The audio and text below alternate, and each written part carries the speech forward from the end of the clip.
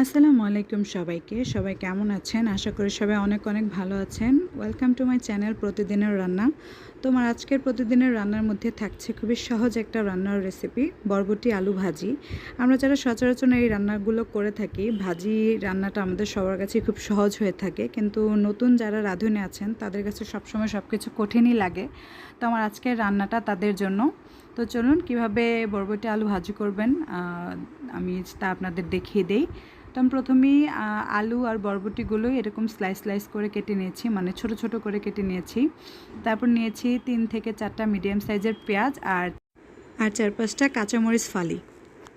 তারপর এই তো আমি চুলায় একটা কড়াই বসিয়ে দিয়ে এর মধ্যে একটু বেশি করে তেল দিয়ে নিয়েছি, কারণ ভাজির মধ্যে একটু বেশি তেল হলে ভাজিটা খেতে খুব মজা লাগে। তো এর মধ্যে আমি পেঁয়াজ আর মরিচের ফালিগুলো একসাথে দিয়ে সুন্দর করে পেঁয়াজ আর মরিচটাকে ভেজে নেব। একদম এই যে এরকম ব্রাউন ব্রাউন হয়ে যাওয়া পর্যন্ত আমি এই পেঁয়াজটাকে ভাজতে থাকবো।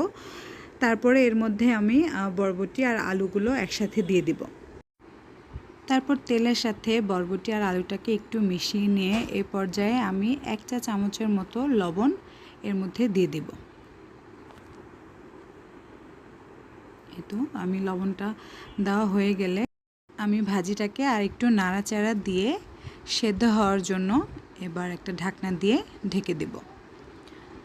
আমি এর মধ্যে কোনো রকম পানি ব্যবহার করব না, কারণ ভাজিটা ঢেকে দেওয়ার পর এর মধ্যে থেকে অনেকটাই পানি উঠবে। আমি আপনাদের একটু দেখিয়ে দেই যে ঠিক কতটা পানি উঠেছে। আমি কিন্তু একটু পানিও এর মধ্যে ব্যবহার করিনি। তেলের মধ্যে সবজিটাকে দিয়ে আমি জাস্ট ঢেকে দিয়েছিলাম। তো দেখুন অনেকটা পানি উঠেছে। তো আমি আবার ভাজিটাকে ঢেকে দিয়ে পানিটা শুকিয়ে আসা পর্যন্ত অপেক্ষা করেছি। এই যে দেখুন আমার ভাজির পানি কিন্তু একদম শুকিয়ে গেছে। তো এই পর্যায়ে আমি যে তেলটা ভাজির মধ্যে থেকে উঠেছে এর মধ্যে আমি আরও বেশ কিছুক্ষণ নাড়াচাড়া দিয়ে আমি ভাজিটাকে ভেজে নেব। এই তেলে যতটা আপনি ভাজবেন ঠিক ততটাই ভাজিটা মজা লাগবে। তো আমি একটা আলুকে একটু খুরচুন দিয়ে দেখলাম আলুটা সিদ্ধ হয়েছে কিনা, আর একটু মুখেও দিয়ে দেখেছি যে লবণটা ঠিক হয়েছে কিনা। তো লবণ সেদ্ধ একদম পারফেক্ট হয়েছে ভাজির মধ্যে। তো এই তো এইভাবে আপনারা ভাজিটা রান্না করতে পারেন। একদমই সহজ আর খুবই মজাদার এই বরবটি আলু ভাজি। গরম ভাতের সাথে এই ভাজিটা হলে শুধু জাস্ট আর কিছুর প্রয়োজন হবে না। আশা করি আমার আজকের রেসিপিটা নতুন রাঁধুনিদের জন্য কিছুটা হলেও উপকারে আসবে। সবাইকে অনেক অনেক ধন্যবাদ আমার রেসিপিটা সম্পূর্ণ দেখার জন্য। সবাই সুস্থ থাকবেন, ভালো থাকবেন। আল্লাহ হাফেজ।